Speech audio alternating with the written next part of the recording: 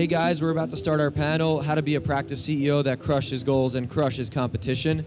I'm Dr. Matt Geller. I'm the co-founder of Covalent Careers, founder of New Grad Optometry. And while I'm not a practice CEO, I was a practice leader and CEO of those companies, and so I'm going to deliver some really unique advice. We've got some amazing panelists here, all with very unique backgrounds. I'll give them a moment to introduce themselves.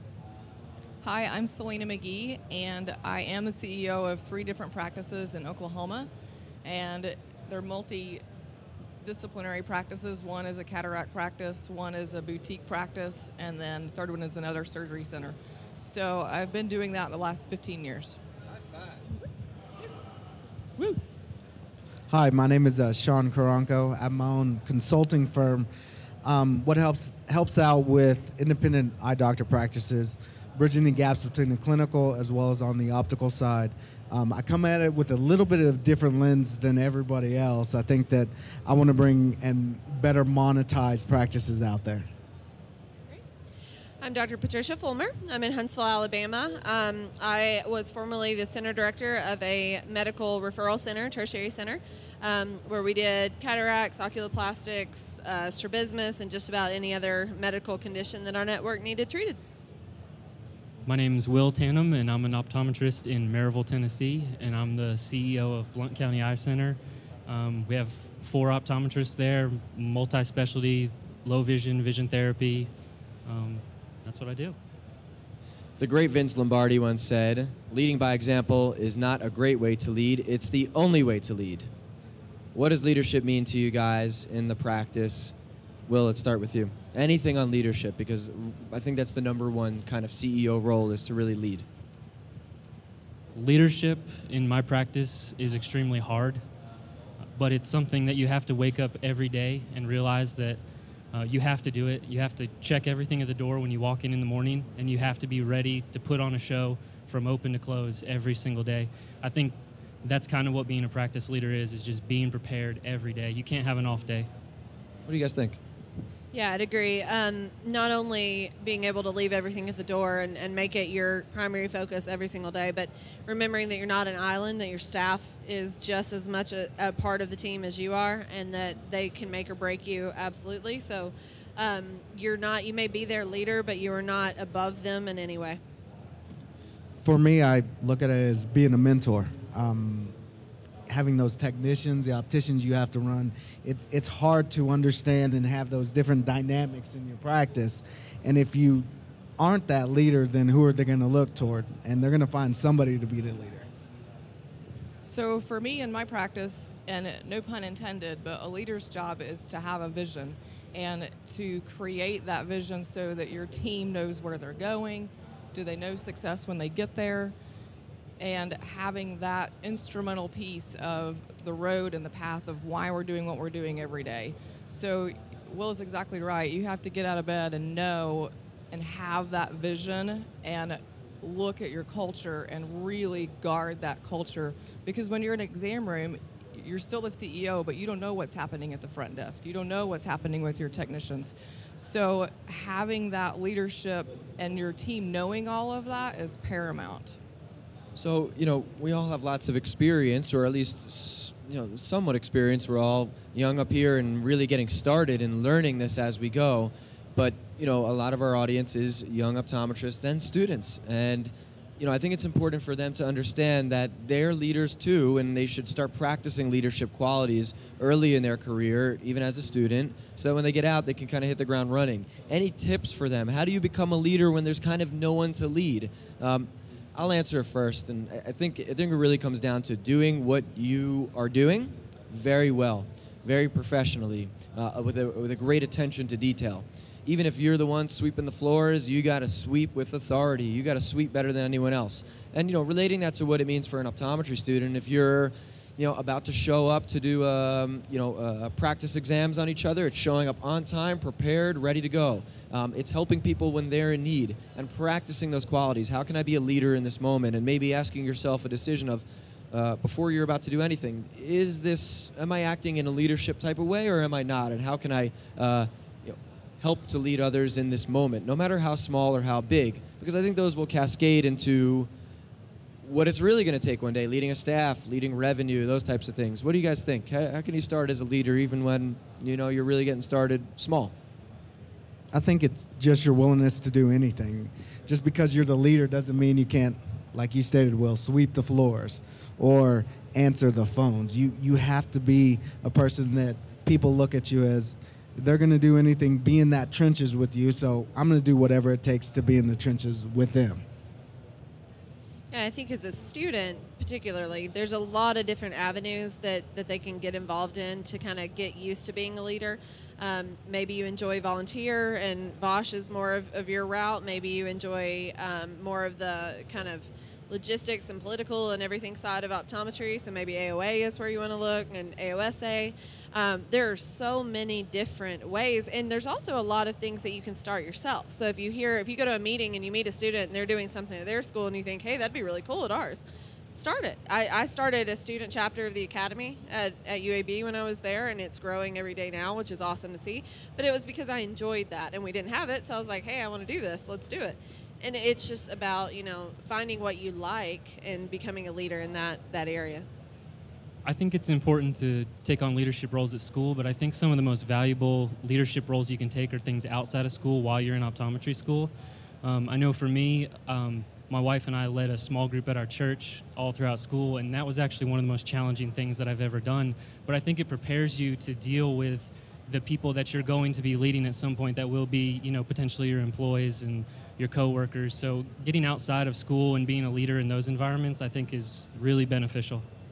So for me, I was really heavily involved in my state association, and I live in Oklahoma, and we have a lot of really great scope of practice in Oklahoma, and that continues to move forward. So I was heavily engaged in that in school and throughout school, and even now, because I'm serving as vice president, I'll be president in 2 years. So those steps I took literally 15 years ago, I still use today. I guess let's come back to the definition of CEO, right? Chief Executive Officer. What does that mean to you guys? And maybe it's not called CEO at your office. Some companies don't, refer to it that way or have that structure. Maybe it's unnecessary, but it tends to be the person at the top who's really leading and making decisions and things like that. So I guess what does that mean in your individual, and Sean, maybe it's from the experience you've seen or the consulting you do, but what does that mean, and what qualities make a good CEO or a great CEO? So I think it's really important to differentiate. A CEO is a title. That does not make you a leader. So you can be a boss, and again, and in my practice, boss is a 4-letter word. And leadership is very different than a title. You do not have to have a title to be a leader. So to me, a CEO is the person that's doing all of these things. But as a student and as a young doctor, and if you aren't the CEO, that is okay. You can still be a leader within your practice. I look at it as, again, going back to build on what you're saying is, there's no boss, there's no CEO. Everybody has the same job. We all do the same things, whether it be the doctor answer the phone, the optician answer the phone, it doesn't matter. You just got to realize that when people are looking at you, how are you leading that individual so that they can be successful and build on your human capital management. Yeah, I think the most important thing to keep in mind when you're a leader of anything is humility. If you don't stay humble, your staff, your patients, they're going to see that. There's going to become a divide. They're not going to want to follow you, want to buy in, want to be loyal. They need to feel like you are a part of them just as much as they're a part of what you do, and that you're not trying to run it all by yourself. One, because you can't. You're going to burn yourself out. And two, because it really makes a world of difference when they see that humility and that ability to like you said, clean the floors, answer the phones, do whatever needs to be done, because if you're not doing it, why should they? Yeah, I think a CEO in my practice, it's a lot about mentorship. That's kind of what you become. Is you got to realize you can't do all the work. You can't do everything every day. You don't have the best ideas. So you're there just to listen and to help the staff that you equip yourself with. Let me add one more comment to that. Ultimately, it's about building people. So your job as a CEO is to mine for gold. You're trying to find what your team is really good at and building on those strengths. So something else to think about. I think it's important for the CEO to be the visionary for the company, to take that time away from technician or task-based duties, and however you get in that zone, to find out where are you going, what are you chasing for, what is that goal, and to communicate that clearly with your team. We may get into, in this talk, how to build culture and how to build values. And those things are all important, but what's most important is winning. And winning is moving closer to that vision and closer to that success. And it's very easy to keep a happy team when you're all winning and they're getting reimbursed, or not reimbursed, but compensated based on those wins, because you're all winning together, and there shouldn't be one person who takes all the winnings home. But what is that vision, and how do you construct that vision as a CEO is critical. If you're not in that visionary role, someone's got to decide where you're moving towards. And something really key is, how do they know when they get there? You can have a vision, but what does that look like when they get to that point?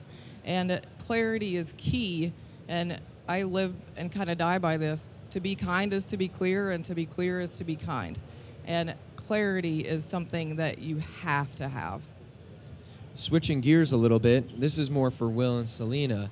What are the day-to-day tasks, or perhaps week or monthly based tasks where that define your CEO role? What are you guys doing day in and day out that needs to be done, that no one else is going to do? I know it's probably a lot of things, but for those out there who want to understand, how do I start becoming the CEO, this leader, this visionary?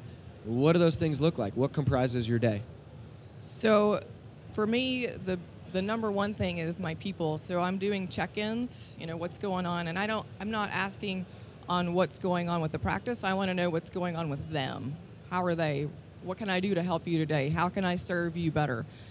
And then another big piece of it, of course, is financial. So that's a whole different section.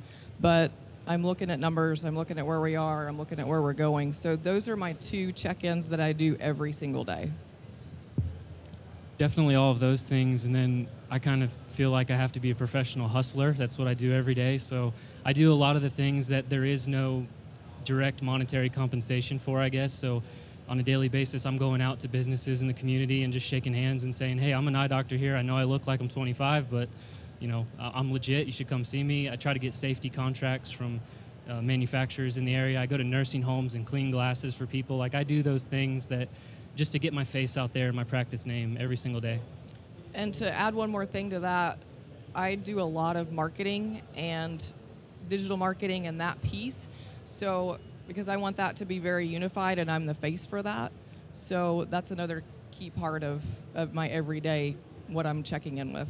Well, what you said, Will, kind of ties back into the leadership piece. It's leading by example. I think it's critical to, your team is typically or can be doing things that are a bit more technical based, or you're giving them ideas and tasks to carry out. But how do they know what to do if you don't do them yourself once in a while? And so going around in the community is a great way to kind of paint that picture of, this is what hustle looks like, and this is how success starts with unscalable ideas, where you really got to go door to door and do things that are almost impossible to scale over time. Something else to add, just on a day-to-day basis with your people, they're the ones that are actually doing that. So for me to tell them how to do their job when I'm not the one doing the job, I want to know how I can help them. You tell me what you need, and then we'll go from there. It's always fluid. It's a work in progress.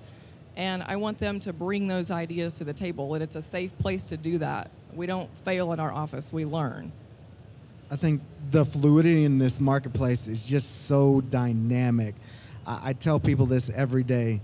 It's not, if you build it, they will come. That's not the mentality. I think a lot of doctors had that mentality maybe a decade ago, maybe even 5 years ago. But in today's day and age, you got to go out into the community. You got to understand what you're doing for your mission, vision, everything that rolls into running a business. And I think Selina touched on a really good point about, really relating to your staff and learning them, because as a leader, you have to understand that not everybody's the same, right? What I consider a great compensation for a job well done may be completely different than what Will would consider a great, compensation. So knowing exactly those personalities, being able to read them, know them better than anybody in your practice is going to really help you unite your team and brand your practice too. Something for students and early doctors to really focus on is self-awareness. And when you look at the stats on the most successful people, they're never the ones with the highest IQ in the room. They have the highest EQ. Yeah, that's huge. I heard failures being mentioned. Failures happen because that's just the way of the world.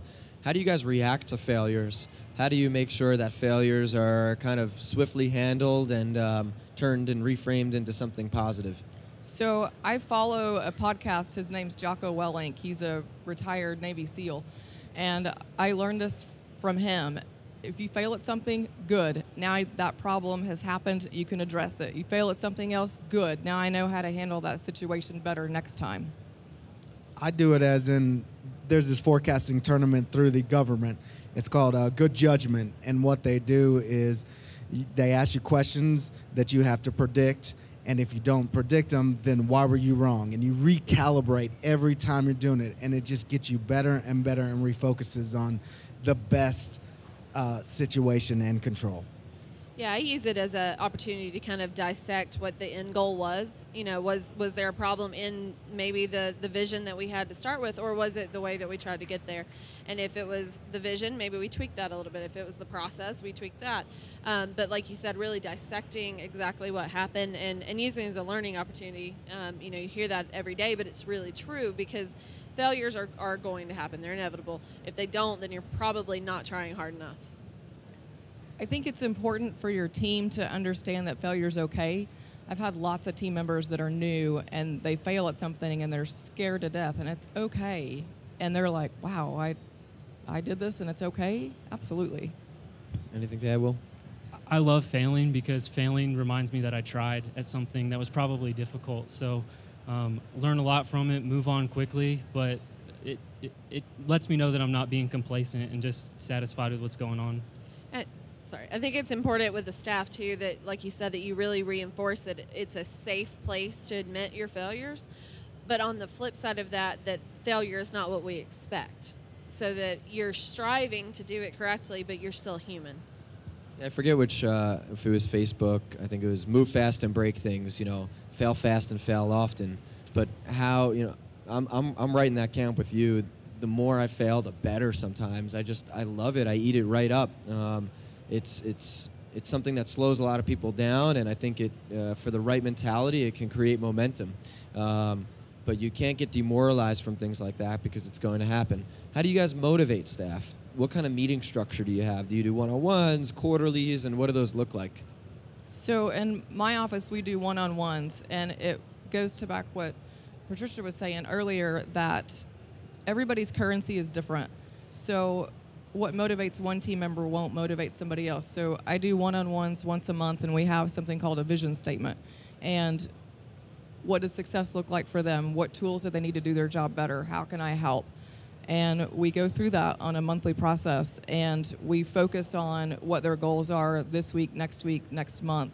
And we meet that often so that we can hold each other accountable. Having that mentality of continuous improvement, that's what I look at it as. You have to always be better every day because someone else is going to be better than you every day. So if you're not at that top, then why aren't you getting there? What can we do to get there? What kind of classes do we need to take? How do we get better? Yeah, I think motivating them goes back to communicating, like you said, and following through with that communication, because when you meet with your staff and you go through all of those, what do you need, how can I help, they appreciate it in that moment. But if you walk out or they walk out and nothing happens, that's the fastest way to lose their faith in you. And I think it's important too to remember that you can motivate outside of just a meeting. You know, you can, whether it's staff building, maybe we're going out having a little fun together. It helps them remember that they are first and foremost people and important to you, and then their job comes second and kind of falls into place. Some of the best things that we ever did were outside of the office in escape rooms or the bowling alley, and they came back more united, more motivated, more ready to have a fire and be really utilized in the practice. Definitely what they said, relationship building with your employees, that goes further than anything else that you could possibly do, I think. Yeah, if you guys have ever seen, I think it's Showtime, the show Billions is about it's about an investment firm, and in the investment firm, hedge fund, sorry. in the hedge fund, they've got this woman, Wendy Rhodes, and she's a psychologist, and she's essentially like the success coach for everyone in this office. And it's crazy to see how well the hedge fund does as these people are coached through their personal and professional problems. And at Covalent Careers, I started taking on that same approach during our one-on-ones. Like, one of my life goals in general, or something that really I enjoy, is just inspiring people and getting them to perform at the top of their potential. And it almost has nothing to do with the office or with the business. It's just talking to them about where do they feel they're not performing in their life, or not even that, just understanding what's going through their head and their mentality, and helping them to, acting as a mirror, really, just asking question after question after question to allow them to visualize their own roadblocks and kind of what's holding them up. And I used to, talk about different things, but I'm transitioning now to that, and it's pretty incredible. It's a lot more fun, and it hits on their personal life too, relationships and things like that. So just asking a series of questions and acting as a mirror, and it's like just general psychology, and it's been fascinating. I think you brought up a really good word, and coach. That's really ultimately what we're doing. We're coaching our team, we're coaching our patients. So I think that's a really good analogy. And when you're a coach, you're not the one taking the winning shot. Your team member is. And so I think that's really important, and that's a great analogy. Yeah, and I love what you touched on as far as, you've got to talk to your staff beyond just what's happening inside the office, right? You may have somebody come in and they're having the worst day of their life, and it's translating into their work, but it has nothing to do with their work, and if you really understand your staff, and it takes some time, it takes really getting to know them, but when they feel like it's a safe place to be human, then they're going to bring a lot more to the table and try their best to put that in a box and be dedicated and, give their best every single day. Yeah, super good stuff there. And if it's a small office, you've got to sometimes hear people's personal problems. If you have multi-tiers of management, then the manager should be doing that. But hearing someone why they had a bad evening, or if they're fighting with their spouse or something, I mean, you don't want to get in the middle of it. But once again, it's just reframing and re-asking question after question. You don't have to judge or say a single thing the whole time. And it's just allowing them to kind of get that out and cry if they need to, or whatever it is, goes a really long way, and can keep your staff dedicated to you because you care. Something to be careful on that note is you don't want to be the camp counselor. So that can happen quickly, where they want to come to you and just vent. And it's one thing to talk about their personal life, but it's another thing to talk about things that are going on in the office because they just want to vent it. So a question that I always ask if they bring a problem to me, have you talked to the person that you're having an issue with? Because if you have not, this conversation is now over. Yeah. Yeah, and I think one thing that we started to see with our staff is, especially, I think as females in this kind of role, is they do sort of see you as a sounding board or somebody that they can vent to, and that's fine in that they trust you. But like you said, you have to really draw the line in the sand of, this is a place that you can come to, and it's a completely open door. But make sure that your complaint, especially when it has to do with a coworker or something like that, is valid. And if you're bringing it to me, are you okay with me acting on it in some way, whether it's just counseling you or speaking to the other person or something like that. So we basically elevated that requirement of, not only have you talked to the other person first and tried to solve it between the two of you, but if needed, are you okay with me acting on this? And if not, then probably should think it through yourself. Another caution I would say is be careful not to become friends with your employees. It's very easy to do. You can be friendly without being friends. We had a long discussion about that last night because it grays the lines too much, and you really can get yourself into some hot water that way. It's tricky. That's a tricky thing. Sometimes you're friends with the people who you founded the company with and things like that, and it's a line you have to walk and check in on regularly. Now, when it comes to organizational structure, sometimes, you aren't the sole leader for the office, but you delegate authority to an office manager or a lead optician or something like that. How do you go about teaching leadership to someone who is a leader in the practice or seen as a figurehead in the practice? How do you be the CEO in that case? So I have a leadership team in my office. I have 4 managers, and I kind of think of time as an investment. So every day I'm spending my time with those 4 people. I have 30 employees. I don't have time to manage 30 people every day. But every day, those 4 people, they come, they talk to me. We spend time together. We work through problems. Like, that's my core, and that's what I'm investing in, those people. How do you show them kind of your ways or the things that, you know, you failed in and learned, and perhaps some of these folks are older than you, and how do you still teach them those qualities rather than the day-to-day stuff, but what do you teach them how do you teach them the fundamentals, and what are those fundamentals? I think just lots of conversations, especially centered around failures, my failures and their failures. It's never a, oh gosh, you did this wrong, how dare you? It's, you know, maybe they make a mistake and I'm telling them, this is maybe what I would have done a little bit differently than you. What do you think about that? Just having really good conversations and getting to know them really well, playing on their strengths. I think building a roadmap, I mean, if people know what they need to do, people pretty much do it. I tell them to set up a business plan, have a mission and vision and what they're trying to do, and then you update it either monthly, quarterly, and or yearly, and always say, hey, I'm here for you. I want to know about your work as well as your personal life as well. And I think something to add to that is not only do they know what they're doing, they have to know why. And why we do it this way, and maybe there's a better way, and maybe there's a different way, and that's good, but they have to understand the why behind what they're doing as well. Yeah, that's, I mean, almost exactly what I was going to say. I think that core team, whoever you're trying to develop as a leader in your practice, you've got to be the most transparent with that team, because they're not going to understand the why behind it and be able to lead and transfer that fire to the rest of the staff if they don't have the fire themselves. And if they don't understand it, they're not going to be on fire for anything. Something that I've done in our practice, I'm an avid reader, and we share books. So here was a book that I learned this from, and here's some ideas. You read it, and then we'll get some feedback from there. So that's worked well, too, on the big picture. I like what you're saying about fire. Maybe I tuned out for a second, but I heard the word fire or fired up or something. It's been a long show. There's a reason we call this How to Be a Practice CEO That Crushes Goals and Crushes Competition. Crushes part is important in all of this. There's inherent motivation behind that.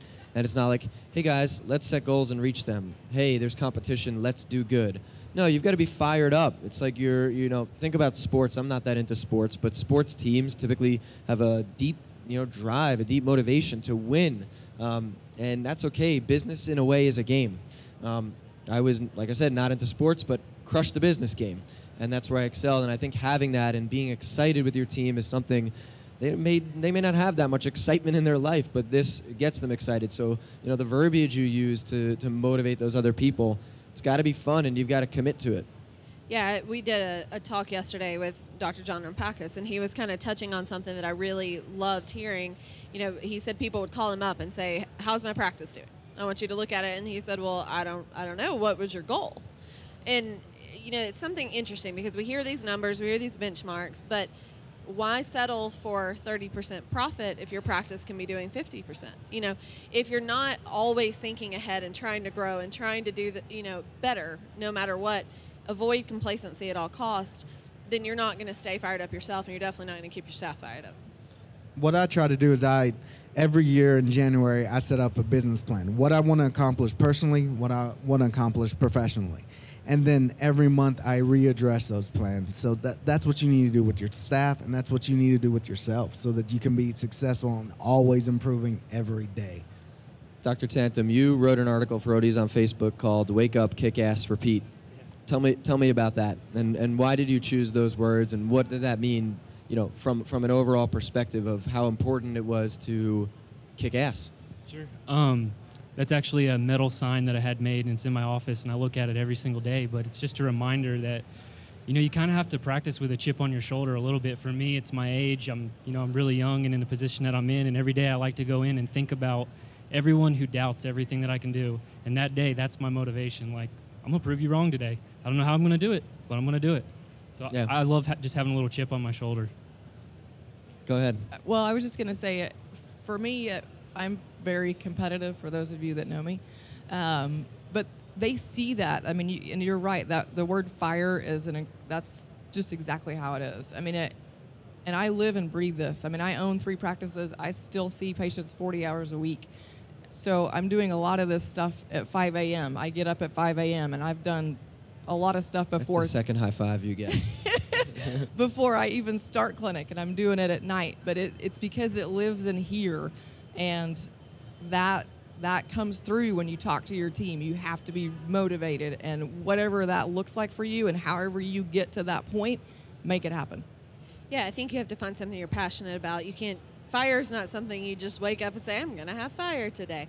It's not how it works, right? You find a practice modality, you find a staff, you find something that really you just want, you have a drive to just make the best that it can possibly be. And that translates to that incredible passion and that fire that everybody sees. Your patients see it, they feel it, you know. When you come to shows and they talk to you, they can see it. It's in your eyes, you know. Yep. Now, part of this was how to crush the competition. So what are you guys doing as in the CEO, wearing the CEO hat? What are you doing to set your practice apart? Tactical, let's give the folks some ideas that they can bring home. We could even do a rapid fire session on this. What are you doing to set your practice apart in the CEO hat? So I took a really big focus in the last 16 months on the digital world. And my goal was to be 1, 2, and 3 in 25 different keyword searches. And about a $65,000 investment, and last month I had 120 new patients from Google. Wow. Average revenue per patient, clearly that one pays off. Pays off really quick. I think it's the marketing. You just have to go out there and in the community. For me, I am in a historical commission for the city that I live in, and that opens doors because there's individuals that are part of the city, that are lawyers, that doctors, that you can get your name out there and people start to know who you are, what you do, and they support you. Yeah, I said it a minute ago, but don't become complacent. You've got to pay attention to what, you know, if you're not growing, your competition will. And if you're not getting out there, if you're not, you know, getting involved in your meetings, going, you know, the best way that you can find out what's happening with this practice, maybe 5 feet down the road, is to go to your local meetings. They're going to talk. Your friends are going to talk. You know, they want everybody to know when they're successful. So keep a little bit of a pulse on what's going on in your community.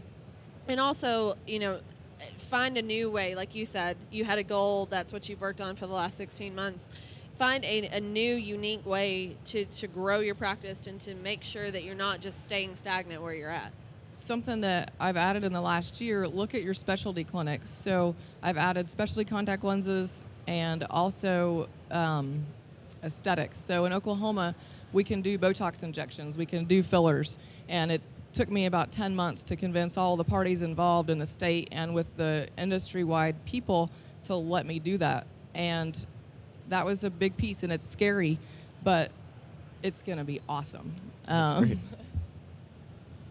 I think being willing to do what other people in your market aren't willing to do. You know, for us, that was not a single provider was open on Saturdays, which I know people hate, but that's been huge for our practice and being competitive is being open on Saturdays and meeting people where they're at. As far as learning your competition, one thing that I do every year is I need an eye exam, so I schedule one with a different eye doctor in town every single year, show up in their chair. I'm not there to spy on them, but it gives you a chance to get in their office and let them know you support small business, and it's kind of shocking to them most of the time. I stalk people online.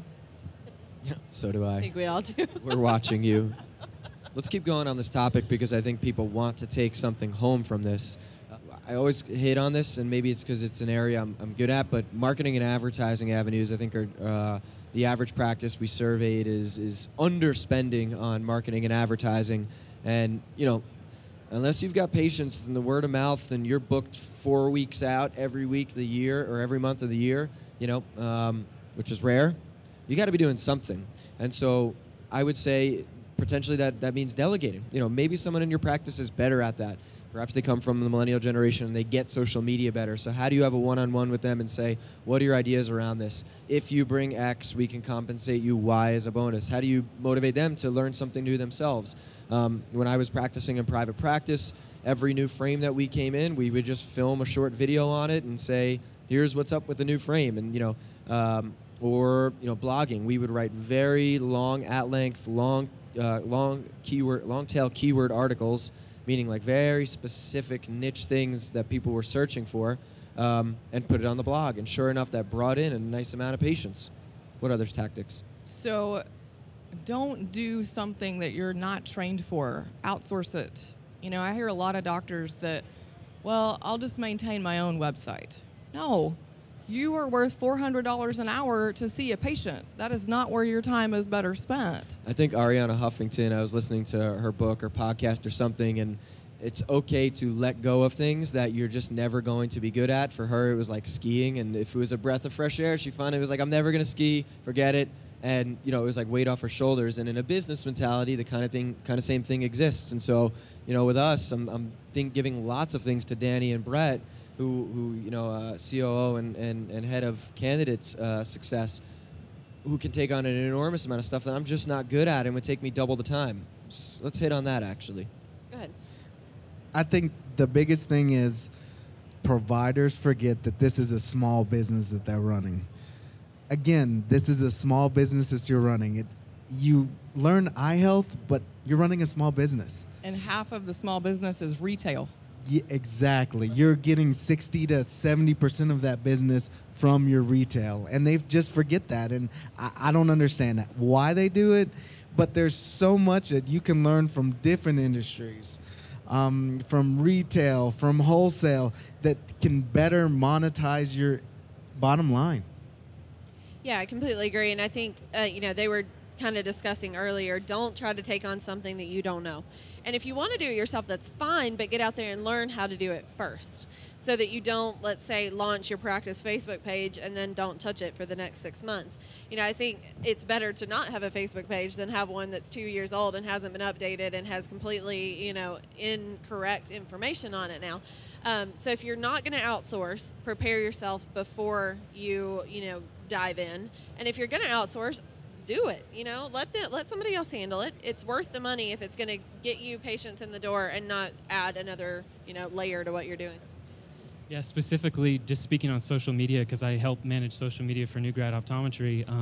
I think it's great to look at other industries and steal from them. That's perfectly fine. We do that a lot. Me and Matt talk about, who's out there crushing it on Facebook, who's crushing it on Instagram. What are they doing that's speaking to people, and how can we translate that into new grad optometry, into your practice? Why reinvent the wheel if it's already working? Well, and your competitors are Google and Uber and Apple. It's not within our industry, so that is a huge point. When we look at how we do things in our practice, we're looking outside of the industry. I'd say the easiest way to see if you jive with that statement is in your waiting room, do you have magazines that advertise other products or just like Cosmopolitan, whatever magazine that is. Why would you ever have that in your waiting room? Before the person is about to go in for their exam and purchase glasses with you, you're showing them 50 advertisements with other things they should invest in? That makes no sense. Just show fashionable glasses or show something that they can purchase in your practice or show them nothing. So I want to just touch on kind of your guys' top things that you want to convey about being a CEO, crushing goals, crushing competition, and instead of handing the mic over for questions, we'll stick around for after so you guys can ask us whatever you'd like. But why don't you start? So it has to be a constant learn. When you look at the CEOs across industries, they read 60 books a year, 60. So you can never stop learning. That has to be paramount in your DNA. She's exactly right. I'm always learning. Right now, I'm learning about derivatives in finance because how can that help out with optical? How can that better make myself continually improve? I think don't let yourself talk yourself out of doing it. No matter how old you are, no matter where you've come from, what your background is, if you want to be a CEO, then do it. Go for it. Find whether you start your own practice or find one that you can grow into, just jump, take that leap. And speaking as probably the youngest one up here, just do not let age affect what you do. Just if you have a dream, go for it. Never look back. Don't worry about failure. Don't worry about what people around you say. Just go. Yeah, I would say, being a CEO means you've got to be that visionary, and that means you don't know what's next. You're paving that road, and you will pave it in places that don't make sense and are failures, but you've got to just pick yourself back up and move around it. No one's going to fail for you. You've got to do it yourself, but it's okay to, you've got to take that time to come up with fresh and new ideas, and that means iteration. What does it mean to iterate? How do you produce something that is rough around the edges and slowly make it better rather than producing a final product that's super polished? So don't be afraid to be that visionary. Thank you, guys. You can reach me at matt@covalentcareers.com, where we help individuals really navigate their careers. Thank you guys so much. Amazing stuff. Hopefully there isn't a fire. The fire alarm's going off. And I think we got to do part 2 because this was probably the most fun panel so far. Thanks, guys. Thank you.